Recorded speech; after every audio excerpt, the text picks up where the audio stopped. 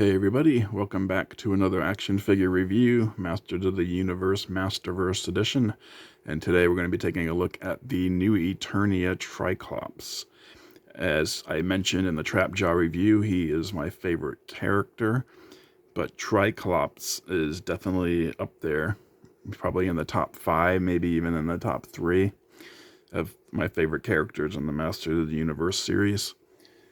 The original intention of Tri-Klops was to be a heroic warrior, but he managed to get packaged in with the villains instead. I don't know why that was done at the last second, but he was originally designed to be part of He-Man's crew rather than Skeletor's. In the original, as you can see in the artwork, he's got that white belt, that sash with 3 different colored jewels embedded in it. That was he wore that sash in his mini comic appearance. Like all the original 80s figures came with little mini comics packaged with them. And that was what Tri-Klops looked like in that series. Those mini comic series, the Filmation cartoon that came out did away with the sash and had him look more like the figure standing in front of you looks now. In the 2000s, he had a redesign, which I think was really cool. Probably my favorite looking version of Tri-Klops, rather. Just like the Trapjaw, 2000 Trapjaw is my favorite looking version of that character as well. I would really love to see the Masterverse series redo those 2000 series designs, just, with Masterverse articulation, because they were not quite as articulated in the 2000 series. So that would be nice. Those designs were all done by the Four Horsemen, by the way, who also did the classics, Masters of the Universe classic line. I think they've done a few of the Masterverse figures too. I can't remember which ones. But yeah, if they would go back and redo the 2000 series, except with, modern articulation, double jointed arms and knees and added waist and torso articulation and stuff like that, I think that would be fantastic. I would love to get a Masterverse version of the 2000 Tri-Klops. So first we'll take a look at the box as usual. And as you can see, got a nice artwork of Tri-Klops on the front, battling some blue-skinned demon-looking guys, wielding axes and swords and shields. Master of the Universe, New Eternia, Tri-Klops, Masterverse up there. Legalese on the bottom. And then you see Skeletor and Beastman looking. These are the New Eternia versions of them looking on. More of those blue skin guys. And here's more artwork of Tri-Klops on the side. And then on the back you've got the product shot and the close-ups of different looks of his. Then you have the evil and sees everything. Same tag that the original figure had. And there's a little blurb. You can pause if you want to read it. And here's the other figures in this wave. King Keldor, which I have, waiting to be reviewed. Tri-Klops, Mechanic, Battle Armor, He-Man. I haven't gotten these 2 yet. But once I get those, I'll review them as well. That's it for the box. And here is Tri-Klops in all his glory. So if you had the original figure, you will know that notice that this one looks pretty much exactly like the one from the 80s, just, taller, better articulation, all that kind of thing. It's got a kind of a frowny, half-frowned face in there. And his visor is movable, like normal. He's got a red eye, he's got a green eye, he's got a blue eye there. With different expressions. The red eye looks kind of angry. The green eye looks kind of annoyed. And then the blue eye looks just normal. He's got this green shoulder pad, chest armor type thing with yellow band down the middle and down the back, connecting it to the waist. And it's got a little yellow dot in the middle there, and it's attached there. You can remove it if you want. And he's got another silver belt around his loincloth. 2 yellow bracers on his wrist,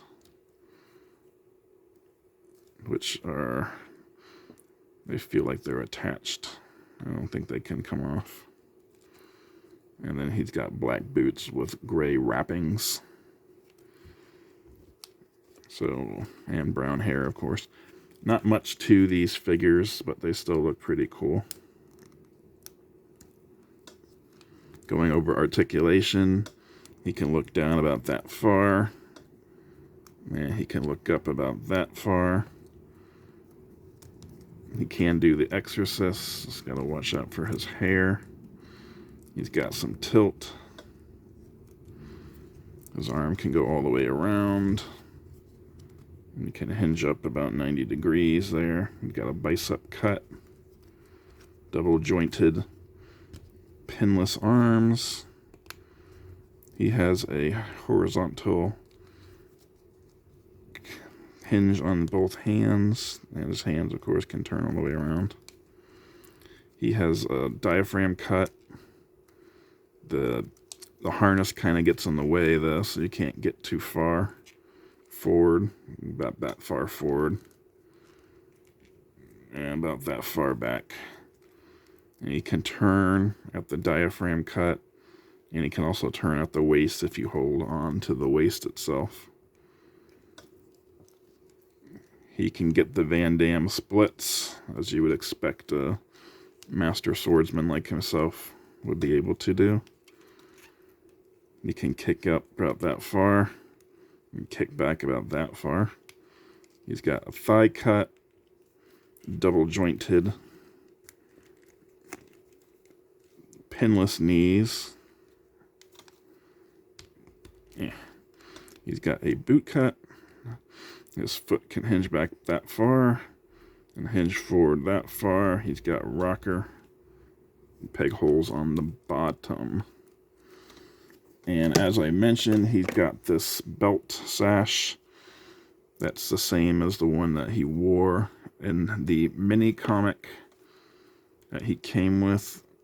They made it separate piece so you didn't have to wear it if you didn't want to. If you wanted him to look more like his classic self instead of the mini comic. But for the purpose of the review, I'll stick it on him.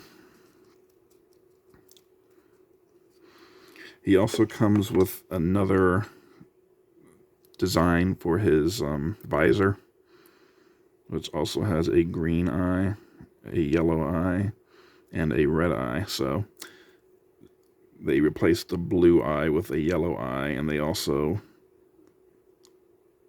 use shapes as well. So instead of all the eyes being the same, it's the same shape. The green eye is circular, the red eye is triangular, and the yellow eye is square. And you can just pop his visor off, like so, and that's what he looks like underneath. And then this just slides on over top. Just push it down until you feel it snap into place. And just like the other visor, this one also turns. And you can see it has slightly different designs on it as well. Like this one's all like bumpy and kind of looks like scales kind of. And this one's more like design, like techno design stuff.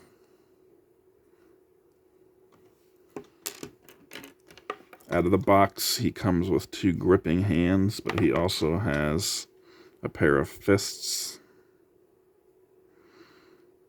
So if you want him to punch his way out of something, you got that going. And he comes with a pair of swords. The first sword, you'll notice, looks exactly like the one that came with the original figure. It's got a nice painted blade here with a green hilt area and a black handle.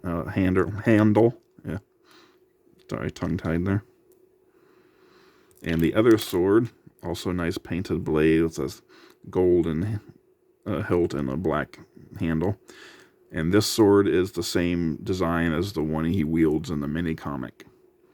So this is what he had in the mini comic, but then in the figure and in the Filmation series, he used this kind of sword. So cool that they gave us one of each.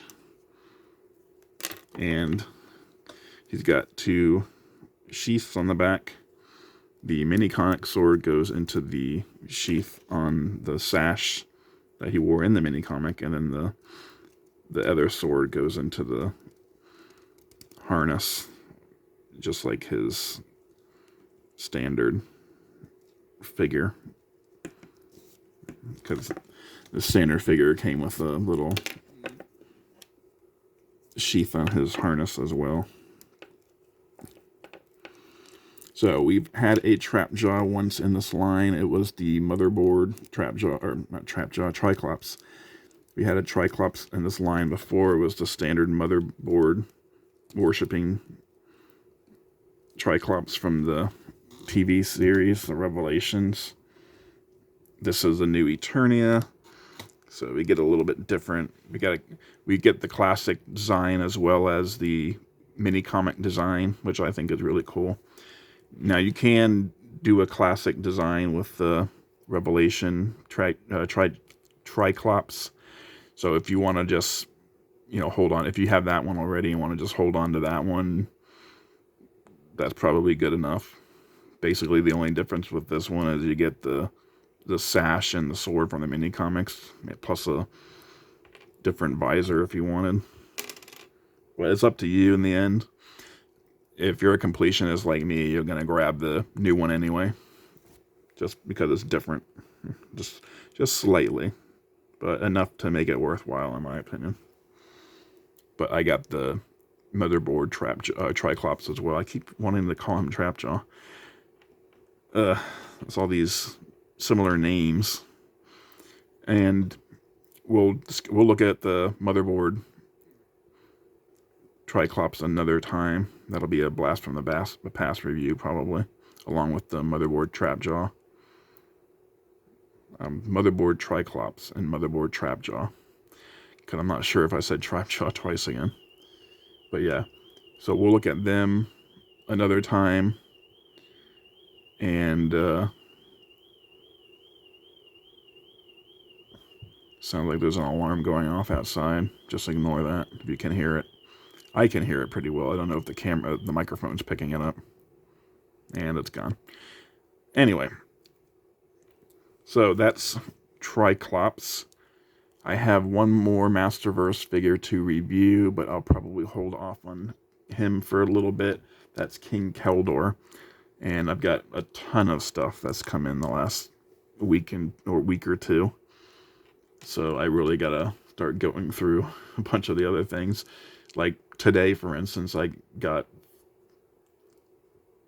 6 different figures.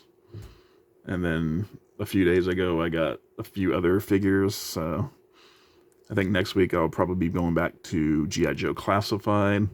I still got the Crimson Strike Team box set to go over. And Buzzer. I got Buzzer to do a review on. I got Tiger Force Flint. I've got the Mole Rats. I've got Crimson's Alley Viper. I've got Shooter. I've got General Hawk and Shockwave and Ripper. I got the Sabretooth Logan 2-pack. I've got the Goblin Queen and Nightcrawler. I've got a ton of stuff in that I've really got to start getting under control here. It's piling up in my living room. So I really need to get a hold of this. And so that's it for Tri-Klops. Comment down below, like and subscribe, and I will see you next time.